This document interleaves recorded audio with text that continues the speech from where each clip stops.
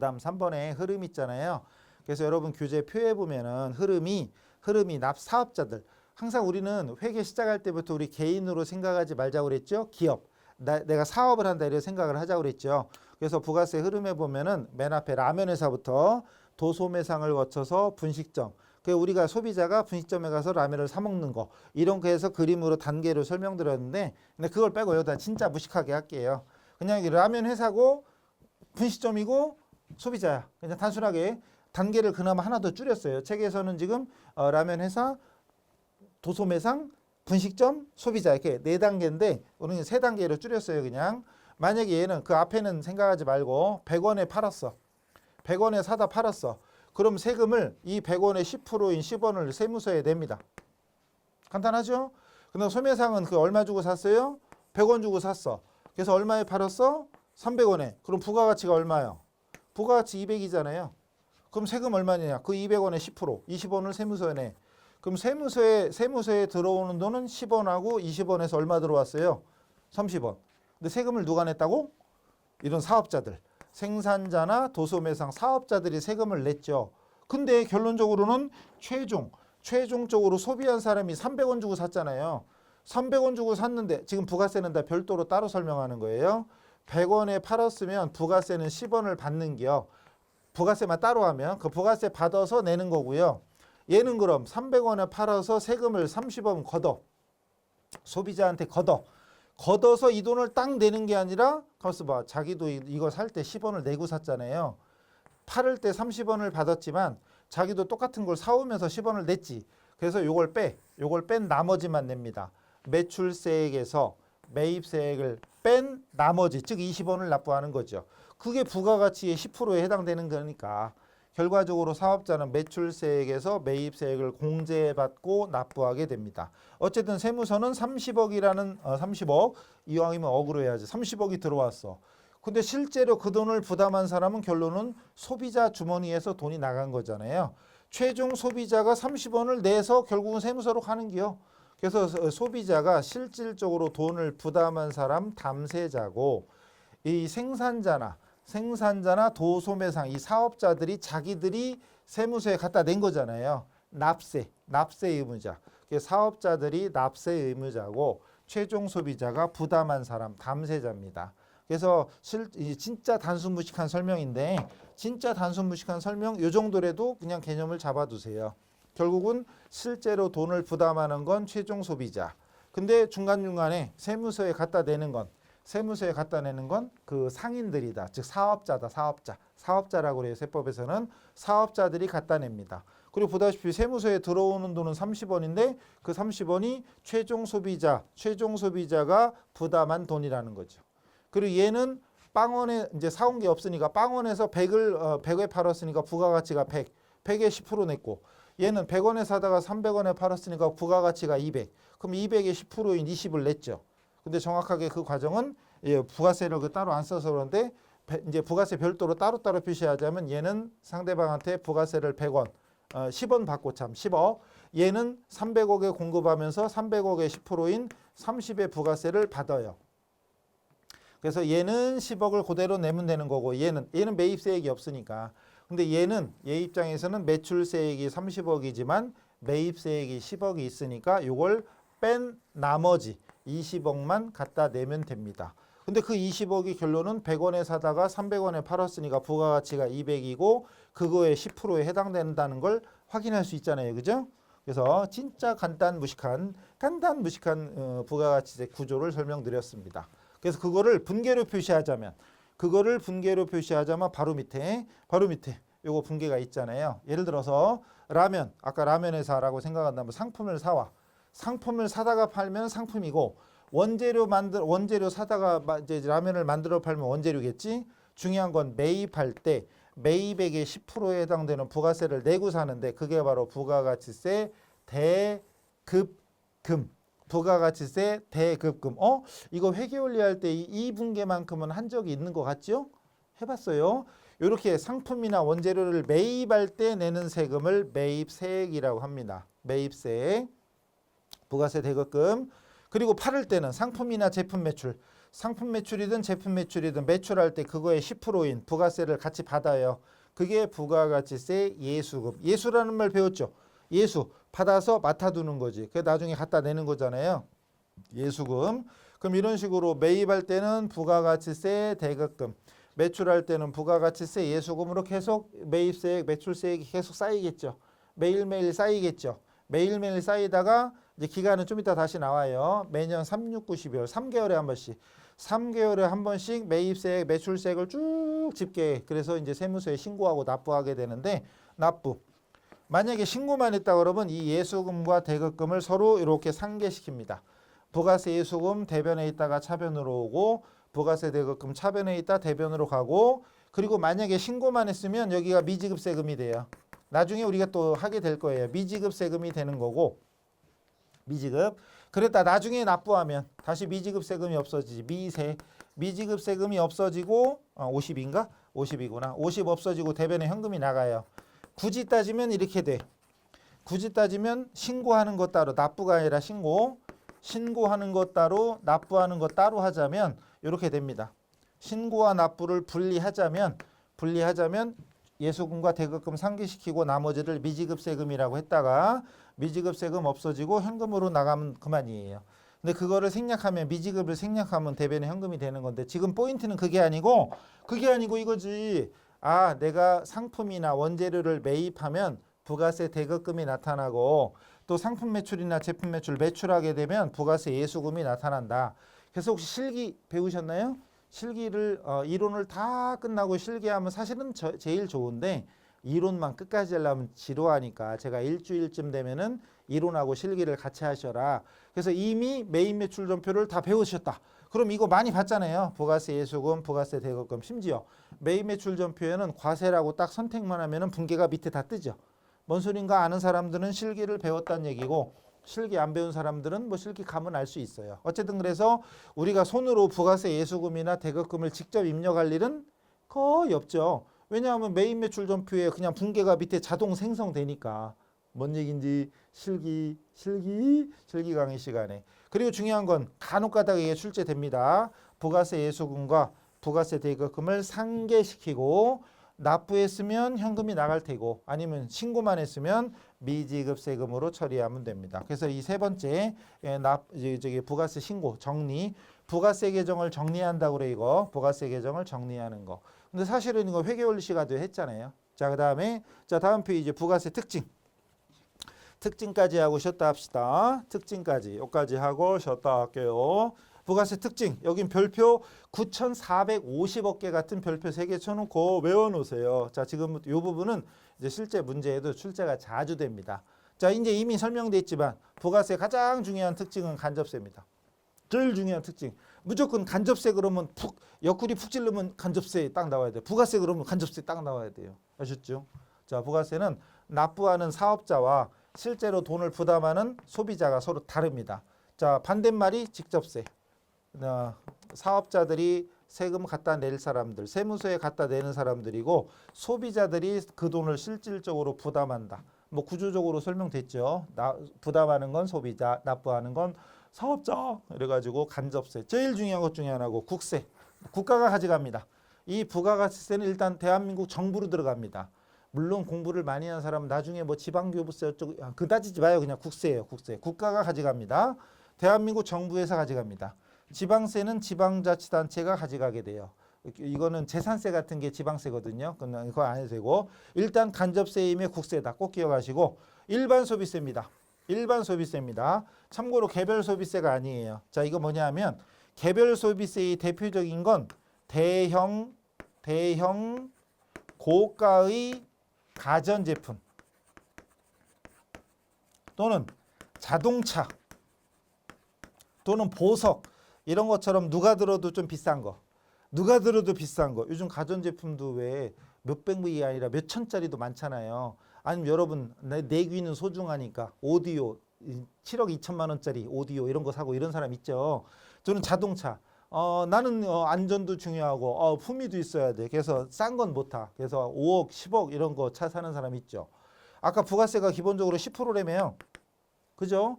근데 요런 것들은 한마디로 좀 돈이 있는 사람들 과소 이제 사치성이죠. 막 이런 거죠. 이런 것들에 대해서는 세율이 10%가 아니라 14%, 뭐 18%, 뭐 20% 이런 식으로 세율이 좀 달라요.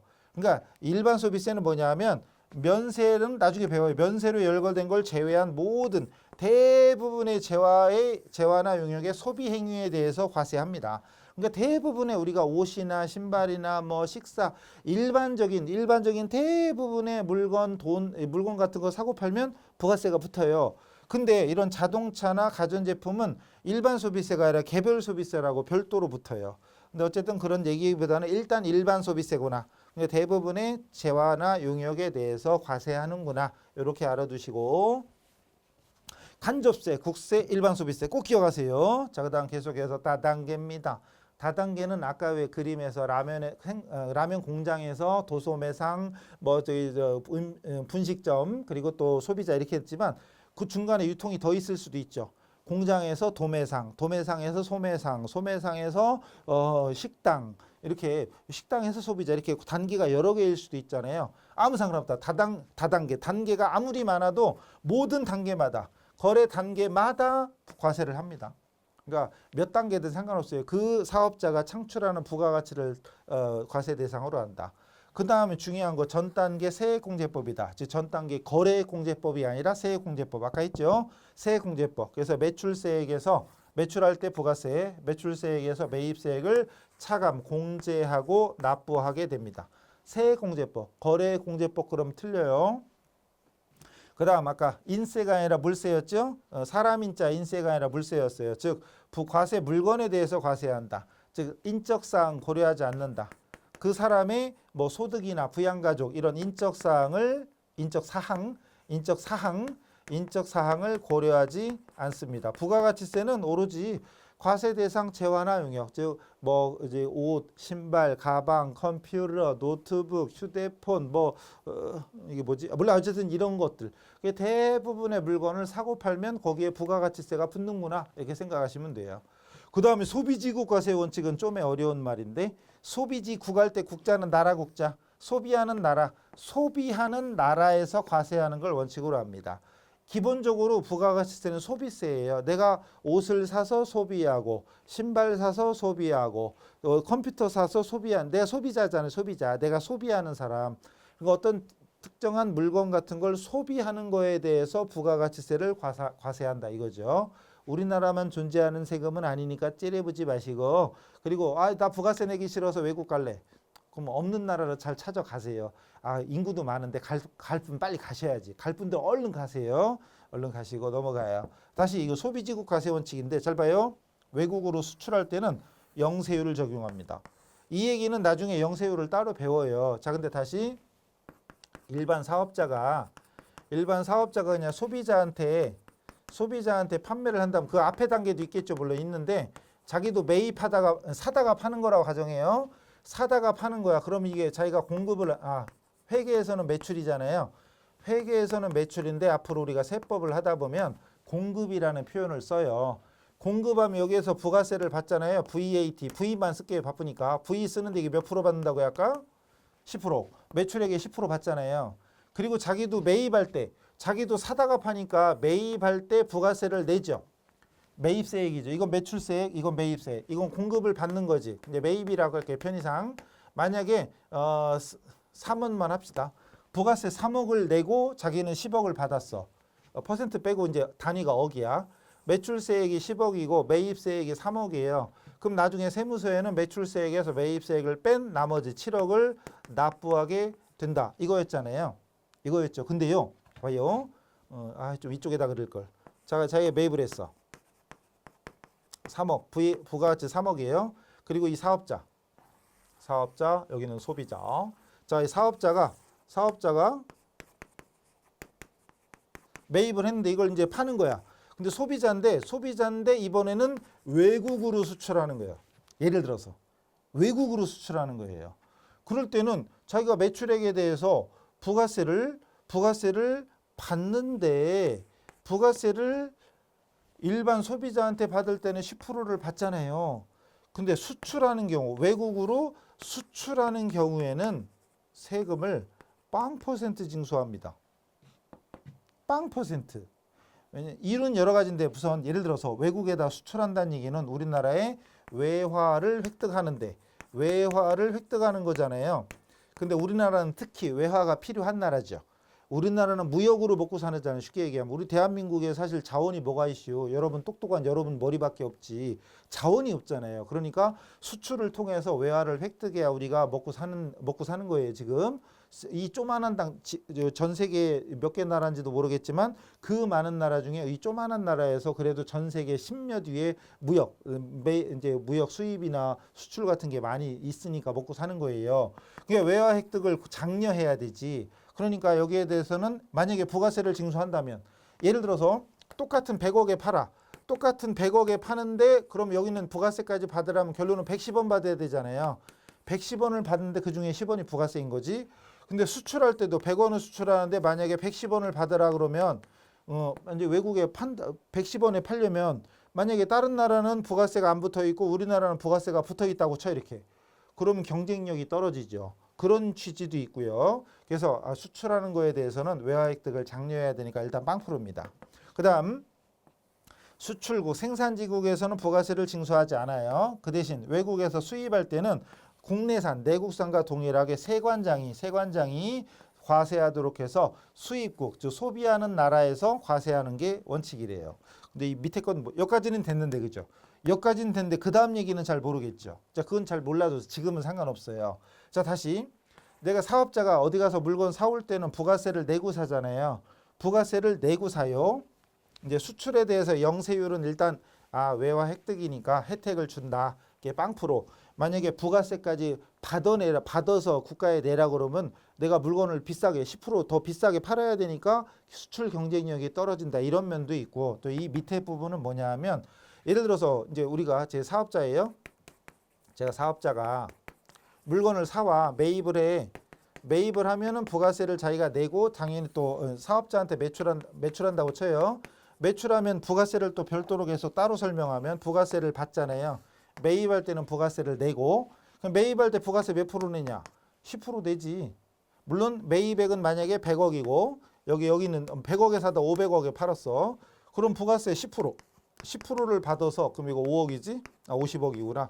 여기는 10억이고 그럼 납부할 때는 50억에서 10억을 뺀 40억을 납부하고 이게 일반적인 구조였잖아요. 이게 일반적인 구조인데 자 다시 사업자가 자기가 매출을 해. 500억을 매출해. 그럼 부가세 10%를 받아. 부가세 10%인 50억을 받아. 50억을. 그리고 자기가 매입을 해. 매입을 하는데 100억 주고 사왔어. 100억 주고 사왔어요. 근데 매입세액이 10% 내야 되는데 만약에 이 매입이 아니라 수입으로 생각해봐요. 매입이 아니라 수입이야. 근데 수입할 때 부가세가 0%였다며. 0%니까 부가세 낸 돈이 없죠. 그럼 우리 국내에서 그냥 우리나라에서 그냥 사왔으면 매입액의 10%인 10억을 내고 나중에 매출세액에서 매입세액을 공제하고 나머지만 납부하게 되잖아요. 근데 만약에 외국에서 사다가 팔았다. 외국에서 사온 걸 팔았다 그러면은 자 매출세액은 50억인데 매입세액이 제로야. 그러면 고스란히 50억을 납부해야 되네. 똑같은 물건인데 예를 들어서 그럼 우리나라에서 사다가 팔면 결국은 매입세 공제받고 40억을 내는데 외국에서 사다가 팔았을 때 외국에서 사온 거는 이제 영세율이니까 부가세가 없단 말이에요. 그것만 생각하면 매출세액에서 매입세액을 빼고 내는데 뺄 돈이 없어. 그럼 50억을 고스란히 내야 되니까 얘가 좀 억울한 면이 있지 않을까? 그죠?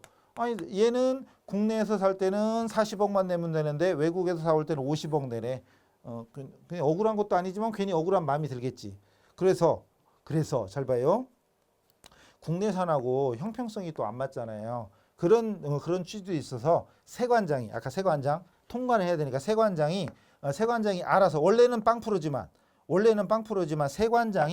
세관장이 징수를 합니다. 세금계산서를 끊어줘 10%. 그럼 부가세 10%만큼을 내고 사.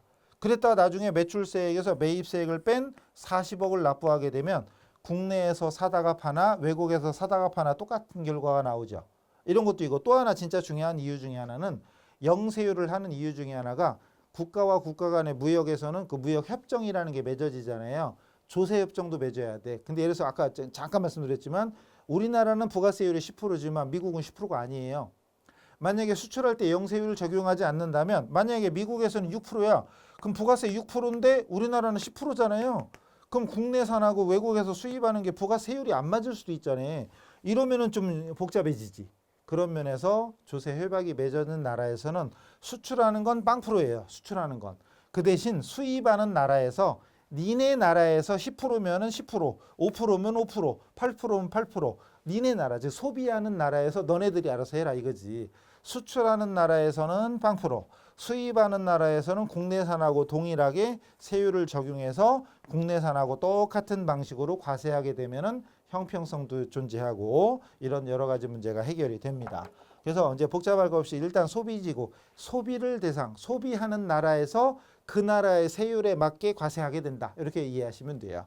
그래서 부가세 특징도 시험에 잘 나오니까 그것까지 정리하시고요. 나머지는 다음 시간에 하겠습니다. 일단 여기까지 그래서 용어 정도만 익숙하는 대로 당장 이걸 꼭 지금 당장 외워야 되는 거 아니니까 혹시 잘 안 외워지더라도 열받지 마시고 머리카락 젖뜯지 말고 일단 그렇구나. 아 이런 용어가 있구나. 그러면서 빨리 받아들이면서 넘어갑시다. 다음 시간에 뵙겠습니다. 수고하셨습니다.